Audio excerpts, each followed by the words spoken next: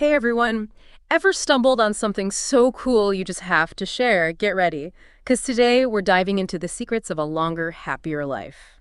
And not just theories, we're going straight to the source that's got everyone talking.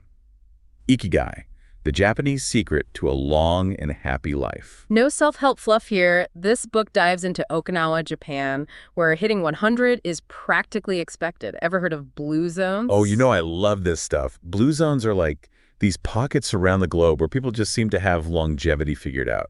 And it's not just what they eat, it's their whole approach to life. Okay, picture this. Okinawa, beautiful beaches, incredible food, but also something called moai.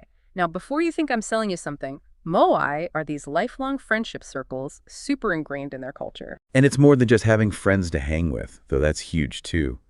Ikigai shows how these tight-knit groups give you built-in support, belonging, even shared purpose. Yeah. Things we all crave. Right. Like they've realized connecting with others is just as key for a long, happy life as anything else. And speaking of things we crave, who wouldn't love to find their Ikigai? I used to think it was all about finding your one true passion, your destiny. Lots of people trip up on that, actually. Yes. Ikigai paints a different picture, yeah. It's less about some grand plan and more about finding joy every single day.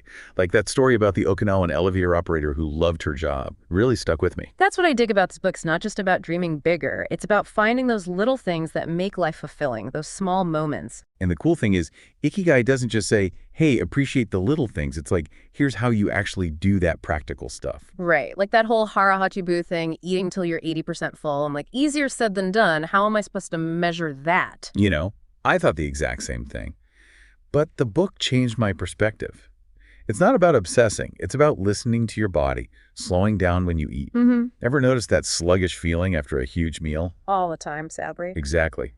Hara-hachibu is about enjoying each bite, avoiding that overstuffed feeling, respecting your body, giving it what it actually needs, not just what sounds good right now. Like everything in moderation, right? Yeah. But speaking of moderation, the book's take on exercise even surprised me, and I'm no stranger to the gym. It's not all about pushing limits, hardcore workouts.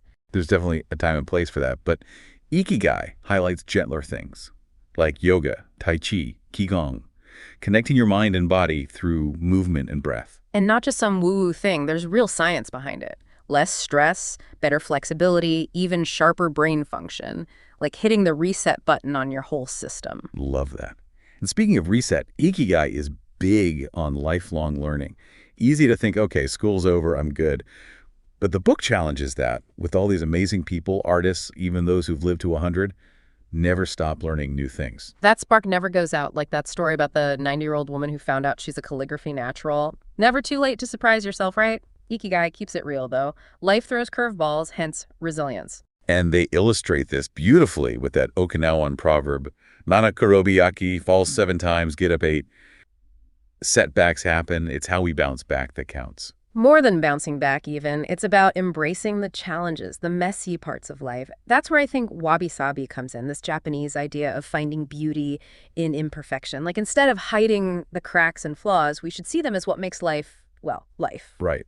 Like a weathered stone wall or a pottery piece that's been used for years. They tell a story, don't they? Love that. Beauty's in the journey, not just the finish line. And speaking of journeys, Ikigai goes beyond resilience, too. It brings up this super interesting thing, anti-fragility. Heard of that? Had to admit that one was new to me.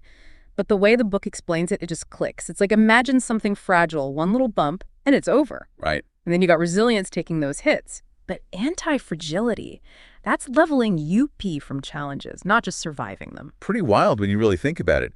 What if instead of just getting through tough times, we actually use them to become better? Exactly. And this book doesn't just drop that idea on us. It gives real steps, like diversifying income, having a strong group of friends, things that make those curveballs life throws a little less scary. It's about building a life that bends without breaking, one that adapts and even thrives when things are uncertain.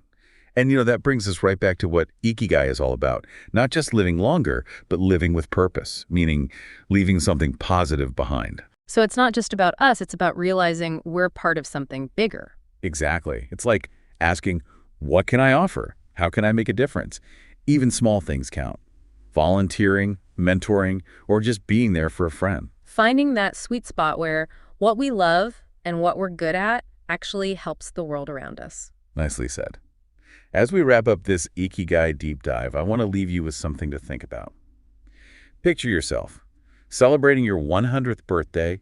You're in a lively Okinawan village, surrounded by people you love, people you've shared life with. What's the story you'd want to tell about the life you lived? What kind of mark would you want to leave? That's the real question, right? Yeah. Ikigai gives us some directions, but those first steps, those are up to us. Maybe that first step asking ourselves, what story do I want to tell?